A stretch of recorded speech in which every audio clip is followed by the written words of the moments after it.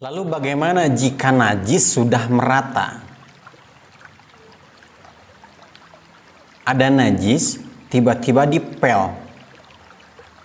Orang yang mengepelnya tidak tahu cara membersihkan najis, sehingga najisnya merata. Bagaimana cara mensucikannya? Pertama, kita yakini dulu. Jadi nggak usah dipikirkan ini najis merata semua, nggak usah. Kemarin najisnya sebelah mana?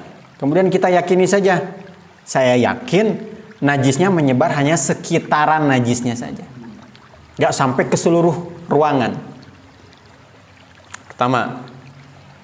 Tapi kalau benar-benar yakin, karena waktu itu najisnya banyak, dalam keadaan basah langsung disiram semuanya, maka seluruhnya menjadi najis.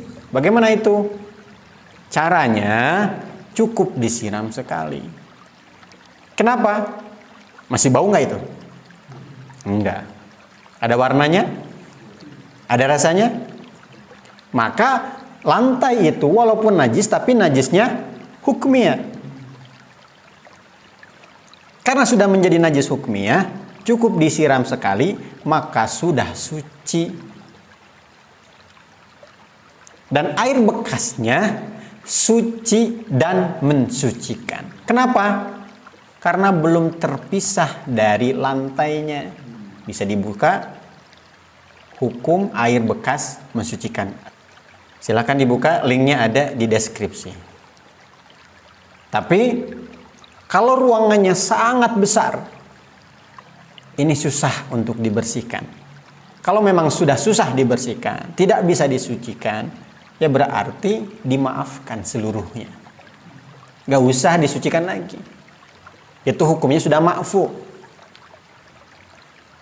Tapi kalau hanya sekedar ruangan ini, maka disucikan dengan cara disiram sekali, kemudian ratakan dengan tangan atau dengan menggunakan slaber.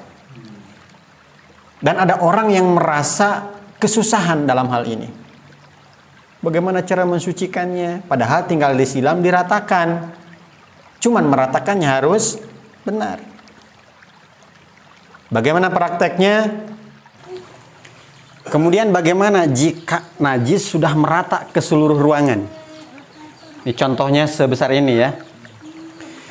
Pertama, najis ini karena sudah tidak ada bau, tidak ada rasa, tidak ada warna, maka walaupun najis, ini najisnya najis hukmiyah. Jadi cukup disiram sekali, dia sudah suci. Hanya saja kalau satu ruangan penuh disiram berember-ember, nanti becek ruangannya. Bagaimana ini? Maka menggunakan slaber. Slaber ini alat untuk meratakan. Jadi nggak perlu disiram berember-ember. Seperti ini. Ini najis semua. Kita sediakan air dan ember. Kemudian slabernya seperti ini. Kita siram. Kita ratakan. Kenapa bisa meratakan? Karena air ini masih suci dan mensucikan. Kenapa masih suci dan mensucikan? Karena airnya belum terpisah dari tempat najisnya. Jadi ketika kita ratakan, dia masih bisa mensucikan yang lain. Paham ya? Kita ratakan seperti ini. Begitu yang ini juga.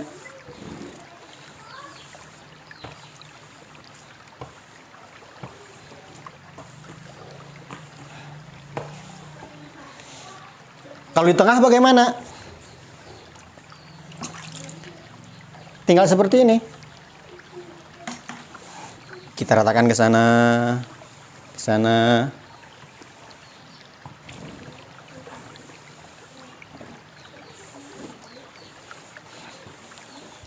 Biar mudah ambilnya dua ubin. Kita ratakan.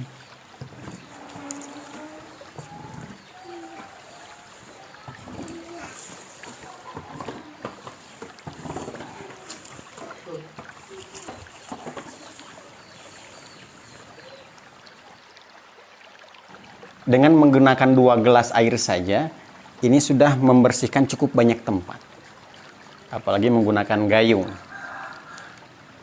Pertama, tidak boros. Yang kedua, tidak becek. Karena menggunakan slaber. Air kena lantai, ini suci lantainya. Dan airnya masih suci dan mensucikan. Kenapa? Belum terpisah. Ketika kita ratakan dengan slaber, dia masih suci dan mensucikan. Berarti bisa mensucikan tempat lainnya juga. Karena belum terpisah. Berbeda dengan menggunakan lap kain. Kalau menggunakan lap kain itu, lapnya terkena air tadi. Asalnya suci dan mensucikan. Airnya masuk ke dalam lap. Sehingga terpisah dengan tempatnya. Kalau sudah terpisah, maka si air menjadi mustakmal.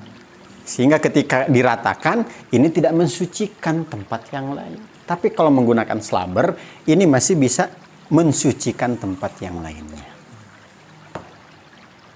Mafhum ikhwan? Wallahu a'lam bishawab. Jadi seperti itulah bagaimana cara mensucikan najis yang sudah merata ke seluruh ruangan. Wallahu a'lam bishawab.